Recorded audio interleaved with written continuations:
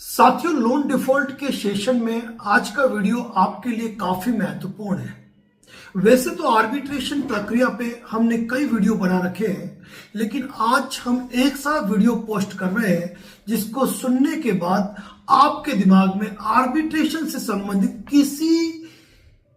कोई प्रश्न ऐसा नहीं होगा जिसका उत्तर आपको नहीं मिलेगा। यदि आप मल्टीपल लोन के शिकार हैं, यदि आपका कोई अनसिक्योर्ड लोन डिफॉल्ट हो गया है, आप लोन रीपे नहीं कर पा रहे हैं और आपको आर्बिट्रेशन का नोटिस आ चुका है या आर्बिट्रेशन का नोटिस आने वाला है, उन तमाम परिस्थितियों के अंदर आज का यह वीडियो आपके लिए महत्वपूर्ण है। वीडियो लंबा हो सकता है, लेकिन यदि इसे पूरा सुनेंगे तो मेरा कमिटमेंट है आपका कोई भी सवाल बाकी नहीं बचेगा। सबसे पहले साथियों हम बात करते हैं, जो अक्सर आपका सवाल होता है कि सर कितनी ईएमआई बाउंस होने के बाद आर्बिट्रेशन का नोटिस आता है।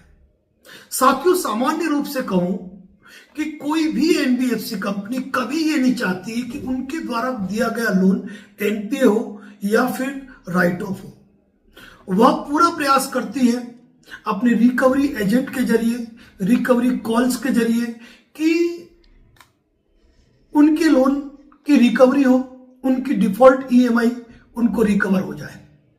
लेकिन जब ये लगता है कि अब पर्सन पेमेंट नहीं करने वाला है, वो पेमेंट नहीं कर रहे हैं, ऐसी स्थिति में मैक्सिमम ये मान के चलिए कि तीसरे महीने की ईएमआई बाउंस होने के बाद आपको आर्बिट्रेशन का नोटिस आता है। लेकिन यहां पर कई एनबीएफसी कंपनियां ऐसी हैं जो आर्बिट्रेशन को एक हरेसमेंट की तरह इस्तेमाल करती है और एक ईएमआई बाउंस होने पर भी या दो ईएमआई बाउंस होने पर भी आर्बिट्रेशन का नोटिस भेज देती है। साथियों, कई लोगों का सवाल यह होता है कि क्या आर्बिट्रेशन नोटिस आने के बाद हमें लोन का पेमेंट करना चाहिए? तो मैं सीधी सी बात कहूंगा कि जब आपके खिलाफ आर्बिट्रेशन का नोटिस जारी कर दिया है और रिकवरी एजेंट आपसे कह रहा है कि हम आर्बिट्रेशन का नोटिस वापस ले लेंगे, आप तो पेमेंट करो, तब ऐसी स्थिति में सीधी सी बात यह है कि यदि बैंक आपको ये लिख के देता है कि वह आर्बिट्रेशन की प्रक्रिया को उसने वापस ले लिया है, ऐसी अवस्था में आप पे करना चाहो तो करो। लेकिन यहां पर मेरा कहना यह है कि आप पे करो या नहीं करो, आर्बिट्रेशन का नोटिस आपको आया है, मीन्स आर्बिट्रेशन की प्रक्रिया चालू हुई है। ऐसी स्थिति में आपको आर्बिट्रेशन का रिप्लाई सबमिट करना चाहिए। अब कई लोगों का यह होता है कि सर आर्बिट्रेशन का नोटिस कैसे आता है? तो मैं एक बात कह दूं कि आर्बिट्रेटर जब भी अवार्ड पास करेगा ना, तो आपको जरिए रजिस्टर्ड पोस्ट अवार्ड भेजेंगे। लेकिन कई एनबीएफसी कंपनियां ऐसी है जो कि केवल और केवल आपको नोटिस तामील करवाना चाह रही है, उनको कोई मतलब नहीं है आप जवाब दे या नहीं दे, और वो तो चाहते हैं कि आप जवाब दे ही नहीं ताकि आपके खिलाफ वो एक्स पार्टी ऑर्डर कर दे, अवार्ड कर दे। मैक्सिमम एनबीएफसी कंपनियां आज की तारीख में मेल के जरिए आर्बिट्रेशन का नोटिस भेजती है। आपको अपने जो मेल आईडी है उसका आपको हमेशा ही इनबॉक्स और उसके साथ स्पैम फोल्डर चेक करना चाहिए, क्योंकि कई बार आपके जो आर्बिट्रेशन के नोटिस होते हैं वह आपको मिलते हैं किसमें? स्पैम फोल्डर के अंदर। इसके अलावा ये व्हाट्सएप पे भी भेज देते हैं, टेक्स्ट मैसेज के जरिए लिंक भेज देते हैं, रजिस्टर्ड पोस्ट भेजते हैं। तो ऐसी स्थिति में जब भी आपको आर्बिट्रेशन का नोटिस आए तो आपको ये मान के चलना है कि लगभग आर्बिट्रेटर जो आज की तारीख में एनबीएफसी कंपनी के लिए आर्बिट्रेटर का काम कर रहे हैं, वह केवल और केवल एनबीएफसी कंपनियों का पक्ष ही सुनते हैं। ऐसी स्थिति में आपको अपनी तरफ से जवाब पेश करना चाहिए। आज हम दोनों टॉपिक पे बात कर रहे हैं। यदि आपने जवाब भेजा तो क्या होगा और जवाब नहीं भेजा तो क्या होगा।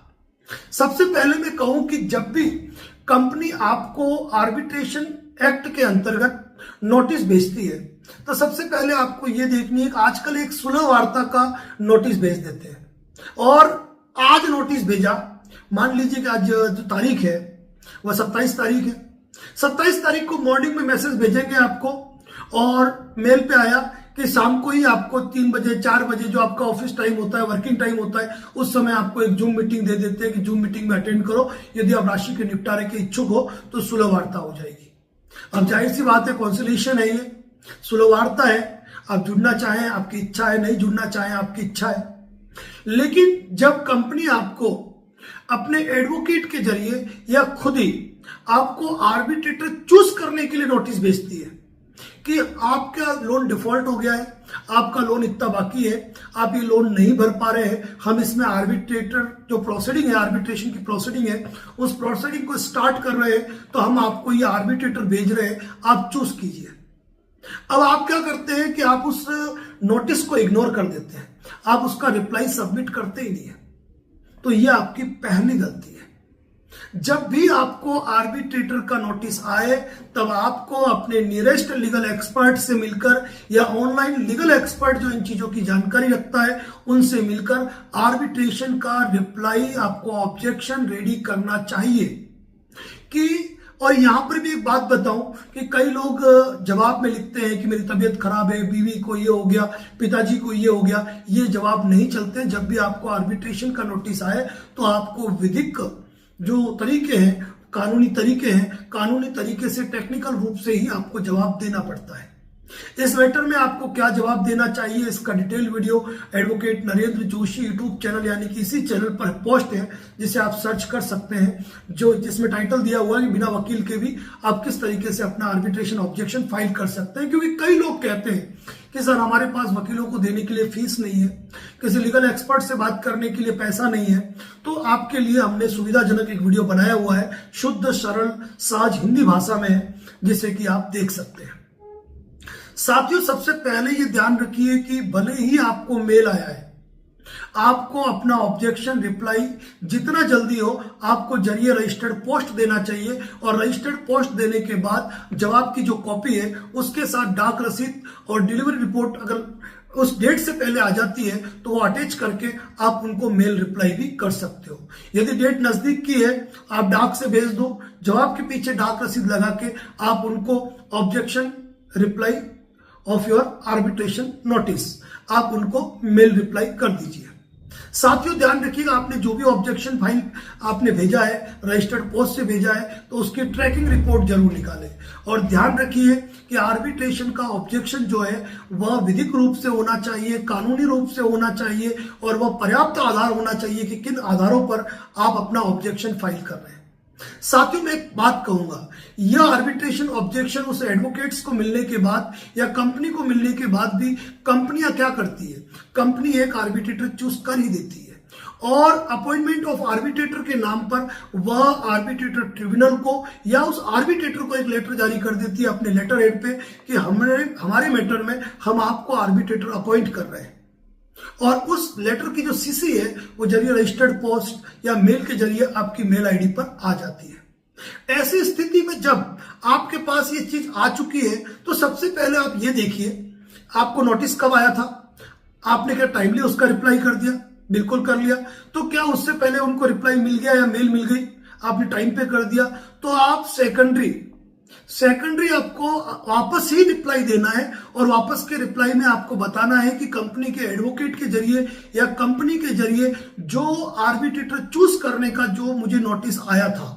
यहां ध्यान रखना, इस जवाब को आप कंपनी को भी भेज सकते हो, कंपनी के उस एडवोकेट्स को भी भेज सकते हो, लेकिन उस आर्बिट्रेटर ट्रिब्यूनल या जो आर्बिट्रेटर अपॉइंट किया गया है आप उसको भी जरूर भेजें कि मैंने इस मैटर में विधिक आधारों पर आपत्ति ली थी, इन्होंने जो आपको लेटर जारी किया है वो मेरी आपत्ति मिलने के बाद जारी किया है। इस आर्बिट्रेशन प्रक्रिया के लिए मैंने किसी प्रकार की कोई सहमति नहीं दी है और आपने जो विधिक क्षेत्राधिकार का ऑब्जेक्शन लिया है वो, आर्बिट्रेटर चूज का जो ऑब्जेक्शन लिया है वो, और आपने जो भी डॉक्यूमेंट्स वगैरह मांगे वो जो भी आपके महत्वपूर्ण आधार हैं उन महत्वपूर्ण आधारों पर आप आर्बिट्रेटर ट्रिब्यूनल को भी पत्र जारी करेंगे और आप कंपनी को भी जारी करेंगे और आप उस एडवोकेट्स को भी जारी करेंगे जिन्होंने आपको वो लेटर दिया है कि आप तो आर्बिट्रेटर हैं, आप इस भलीभांति इस तथ्य से वाकिफ हैं कि इस मामले के अंदर जब दोनों ही पक्षकार की सहमति न हो तो ऐसी स्थिति में आपको आर्बिट्रेटर के रूप में अपॉइंट ही नहीं किया जा सकता है और यह आपत्ति में पहले ही दे चुका हूं और आप तो कानून के जानकार हैं, आपको इस बात की भलीभांति जानकारी है, तो कोई आर्बिट्रेशन प्रक्रिया आप संस्थित नहीं करें। यह लेटर भी आप पुराने लेटर का जो हवाला आपने दे रखा है उसके कंटेंट भी अपने लेटर में शामिल करें और ये भेज दीजिए उस आर्बिट्रेटर ट्रिब्यूनल को, उन आर्बिट्रेटर महोदय को और साथ में कंपनी के एडवोकेट्स और कंपनी को। मैं यहां पर यह भी कहता हूं इसके बावजूद भी आपको आर्बिट्रेटर हियरिंग का नोटिस आता है, कोई दिक्कत नहीं। आपको आर्बिट्रेटर हियरिंग में जूम मीटिंग में अटेंड करने को कहा है। अब आप इतने एक्सपर्ट तो हो नहीं, इतने आईटी एक्सपर्ट नहीं हो, इतना साइबर नॉलेज आप नहीं रखते हैं, इतना सोशल मीडिया का नॉलेज नहीं रखते हैं, तो आप अपना जवाब वही आपत्ति जो भी है आप जरिए रजिस्टर्ड पर फिर भेज सकते हो। लेकिन हर बार ये जो लेटर जारी करते हैं ना, वहां का रेफरेंस नंबर और उनकी नोटिस भेजने की डेट जरूर लो और आर्बिट्रेटर को अब रिप्लाई करो कि श्रीमान आर्बिट्रेटर महोदय या आर्बिट्रेटर ट्रिब्यूनल, आपने आर्बिट्रेटर अपॉइंट होकर जो मुझे नोटिस भेजा है, इस मैटर में मैं क्लियर कहना चाहता हूं कि कंपनी ने जब मुझे आर्बिट्रेटर से संबंधित आर्बिट्रेटर चूज करने का नोटिस दिया था, वहां भी मैंने रिप्लाई दिया था और मैंने अपनी आपत्ति जाहिर की थी। बावजूद कंपनी ने मेरी आपत्ति को दरकिनार करते हुए आर्बिट्रेटर ट्रिब्यूनल को मैटर भेज दिया या फिर आपको आर्बिट्रेटर अपॉइंट करने का नोटिस भेज दिया। उस समय भी मैंने रिप्लाई, पूर्व रिप्लाई के आधार पर, पहले जो जवाब भेजा उसके आधार पर मैंने आपको और आपके ट्रिब्यूनल को भी रिप्लाई कर दिया था। इसके बावजूद आप आर्बिट्रेटर के रूप में जबरन काम करना चाहते हैं, तो क्या आप भूल गए कि आर्बिट्रेटर जो होता है उसका जो शुल्क होता है उसको दोनों ही पक्षकारों को द्वारा दिया जाता है। जब मैंने आपको आर्बिट्रेटर नियुक्ति नहीं किया, जब मैंने आपके लिए सहमति जाहिर नहीं की है, जब मैं आपके आर्बिट्रेशन प्रक्रिया में शामिल ही नहीं होना चाहता हूं, तो न तो आपको मेरी तरफ से कोई शुल्क मिलने वाला है और न ही आप ये आर्बिट्रेशन प्रक्रिया संस्थित कर सकते हो, क्योंकि इसके लिए माननीय सुप्रीम कोर्ट और माननीय विभिन्न राज्यों के जो हाई कोर्ट्स है उनके स्पेसिफिक लैंडमार्क जजमेंट है और मध्यस्थता अधिनियम यानी कि आर्बिट्रेशन एक्ट है, उसमें भी प्रावधान है और उन प्रावधानों के तहत मैंने आपत्ति ली है। अब आप कानूनी जानकार होते हुए, विद्वान अधिवक्ता होते हुए, रिटायर्ड जज होते हुए क्या कानून का उल्लंघन करेंगे? क्या कानून का उल्लंघन करके आप मुझे बार बार नोटिस भेज के हैरान परेशान करेंगे, मुझे प्रताड़ित करेंगे? यह कतई उचित नहीं है। मेरे इस डेट को भी रिप्लाई दिया था, इस डेट को भी रिप्लाई दिया था और ये रिप्लाई भी दे रहा हूं और इन तीनों रिप्लाई के बेस पर ये मेरा लास्ट रिप्लाई है और आप इस मैटर में कोई आर्बिट्रेशन की प्रक्रिया ना करें क्योंकि मैंने मेरी कोई कंसेंट इसमें नहीं दी है। अगर इन तीन आपत्तियों के बावजूद भी यदि वह आपके खिलाफ अंतरिम अवार्ड पास करते हैं ना, तो अंतरिम अवार्ड के मैटर में भी आप इसी प्रकार का लेटर जारी कर सकते हैं। और यकीन मानिए साथियों, यदि आपने लगातार ये 3 या 4 जवाब आपने अगर दे दिए और उन तीनों और चारों जवाब की आपने यदि डाक पोस्ट की रसीदें संभाल के रख ली, उनकी डिलीवरी रिपोर्ट संभाल के रख दी और हर लेटर में आप जिक्र करते रहे कि मेरे द्वारा पहले भेजे गए नोटिस जो जवाब था उसकी कॉपी, उसकी डाक रसीद और डिलीवरी रिपोर्ट मेरे पास सुरक्षित है जो बतौर साक्ष्य, ऐसी स्थिति के अंदर यदि कोई आर्बिट्रेटर कानून की धज्जियां उड़ाते हुए, कानून को दरकिनार करते हुए माननीय सर्वोच्च न्यायालय और विभिन्न राज्य उच्च न्यायालयों के लैंडमार्क जजमेंट की अवहेलना करते हुए कोई अवार्ड पास कर भी देते हैं और आपके घर रजिस्टर्ड पोस्ट भेज देते हैं ना, उसका तो वो शानदार रिप्लाई जाता है ना। मैं क्या कह रहा हूं कि कंपनियां अवार्ड लेके अपने ऑफिस में बैठी रहेगी लेकिन अवार्ड एग्जीक्यूशन के लाएगी नहीं। कारण क्या है? कारण यह है कि ऑलरेडी हर जिले के अंदर हजारों लोन दे रखे, हजारों आर्बिट्रेशन अवार्ड पास कर रखे, उनके एग्जीक्यूशन कोर्ट में चल रहे हैं और जो भी अवार्ड पास करते हैं उसके एग्जीक्यूशन के लिए उनको आपके जिला न्यायालय में जाना पड़ेगा, वहां पे एग्जीक्यूशन पिटीशन फाइल करनी पड़ेगी उसके निष्पादन के लिए। और ऐसी स्थिति में जब आप अपने द्वारा दिए गए तमाम जवाब, मैं रजिस्टर्ड पोस्ट, मैं डाक रसीद यदि आप पेश करते हो ना, तो आप अवार्ड में देखोगे आपके किसी भी जवाब का रिप्लाई नहीं होगा। कोर्ट सिरे से खारिज कर देगा उनका जो अवार्ड है। वो क्यों खारिज कर देगा? क्योंकि उन्होंने कानूनी तरीके से अवार्ड पास किया ही नहीं, उन्होंने आपके ऑब्जेक्शन को रिकॉर्ड में लिया ही नहीं होगा। अपने आर्बिट्रेशन के अवार्ड में जो अवार्ड पास किया है ना, उसमें नियम है कि उनको हर चीज को लेना है। उन्होंने किस तारीख को नोटिस भेजा, नोटिस आपको कब मिला, नोटिस मिला तो क्या आपने अपनी उपस्थिति दी, क्या आप जूम मीटिंग में शामिल हुए, जूम मीटिंग में शामिल नहीं हुए तो क्या आपने अपना ऑब्जेक्शन भेजा, ऑब्जेक्शन भेजा तो आपने ऑब्जेक्शन में क्या तथ्य लिया और उन तथ्यों में आपने किन सुप्रीम कोर्ट और हाई कोर्ट के जजमेंट का हवाला दिया। उन तमाम हवाला देने की चीजों को अगर वो रिकॉर्ड पे लेंगे तो अवार्ड पास कर ही नहीं पाएंगे। और यदि अवार्ड पास कर भी दिया तो यहां पे खारिज हो गया, और यहां खारिज हो गया तो आपका एक का खारिज नहीं होगा, अभी तो जितने भी लगाए ना वो सारे अवार्ड खारिज होंगे, क्योंकि उस विधिवेदता पर, उन आर्बिट्रेटर महोदय पर, जो कि विद्वान अधिवक्ता है, जो कि फॉर्मर जज, रिटायर्ड जज है, उनकी कार्यवाही पे प्रश्न चिन्ह लग जाता है कि एनबीएफसी चलो कानून से परे जाकर काम करती है तो करे, ये कानून के जानकर ऐसा काम कैसे कर रहे हैं, डायरेक्ट पिटीशन खारिज हो जाएगी, मान के चलना साथियों। इसीलिए आर्बिट्रेटर के मैटर में अगर आपने कानूनी आधार पर अपने जवाब पेश कर दिए और हर जवाब को रिकॉर्ड पर रख लिया, कोई भी आर्बिट्रेशन अवार्ड आपके खिलाफ एग्जीक्यूट नहीं हो पाएगा, और बैंक खुद ब खुद आपसे सेटलमेंट का ऑफर देगी, और 10 से 20% के मैटर में सेटलमेंट भी होता है। पर न जाने कानून से जुड़े कुछ लोग जो कि आर्बिट्रेटर की भूमिका निभा रहे हैं, वह एनबीएफसी कंपनी के इतने हितबद्ध क्यों है, उनकी निष्पक्षता पर क्यों सवाल उठ रहे हैं? क्या उनके पास पैसों की इतनी कमी हो गई कि वो कानून को ताक पे रख रहे हैं, या फिर कुछ ज्यादा ही लालच या कुछ ज्यादा ही बेनिफिट दे रहे हैं कुछ एनबीएफसी कंपनी? ऐसे आर्बिट्रेटर पे सवाल खड़ा होता है। जो लोगों की आपत्ति को रिकॉर्ड पे नहीं लेते हैं, फिर उनके अवार्ड की वैल्यू क्या है? और इसी प्रकार के अवार्ड पास होते रहे ना, और इसी प्रकार खारिज होते रहे ना, तो वो दिन दूर नहीं है जब आर्बिट्रेशन एक्ट को ही खत्म कर दिया जाएगा। आईपीसी खत्म हो गई, सीआरपीसी खत्म हो गई, पुराने एविडेंस एक्ट को बदल दिया गया, तो आर्बिट्रेशन एक्ट में जब इस प्रकार की बदमाशियां होगी, इस प्रकार के धोखे होंगे, इस प्रकार कानून पे ताक पे रखा जाएगा, तो क्या वो दिन दूर नहीं है जब आर्बिट्रेशन एक्ट पर भी सवाल उठने लगेंगे। लेकिन चक्कर क्या है कि एक आम व्यक्ति के खिलाफ जब आर्बिट्रेशन की इस प्रकार की प्रक्रिया होती है ना, मैं साथियों को कहूंगा, आपने जितने भी ऑब्जेक्शन फाइल किए ना, आप आरबीआई को कंप्लेंट करो, आप पीएमओ को कंप्लेंट करो, आप राष्ट्रपति गवर्नर के नाम लेटर लिखो। आप जो आर्बिट्रेटर इस तरह के काम कर रहे हैं ना, कानून को ताक पे रख के, वो जिस जिले का नाम लिखते हैं ना, वहां के बार एसोसिएशन को आप लेटर लिखो, आप उनके बार काउंसिल को लेटर लिखो, आप वहां के हाईकोर्ट रजिस्ट्रार को, आप सुप्रीम रजिस्ट्रार को, आप बाकायदा, कोई बड़ी बात नहीं है, आप एक लेटर ड्राफ्ट करो, सबको सीसी करो और जरिए रजिस्टर्ड पोस्ट भेज दो, नहीं तो बना के आप मेल कर दो कि किस तरीके से आर्बिट्रेशन एक्ट की धज्जियां उड़ाई जा रही है। संज्ञान ले लिया जाएगा खुद बार काउंसिल ऑफ इंडिया द्वारा, संज्ञान ले लिया जाएगा स्टेट बार काउंसिल द्वारा, संज्ञान लिया जाएगा हाईकोर्ट द्वारा, सुप्रीम कोर्ट द्वारा, कि कुछ लोग इस तरीके से कैसे कानून की खुली अवहेलना कर रहे हैं।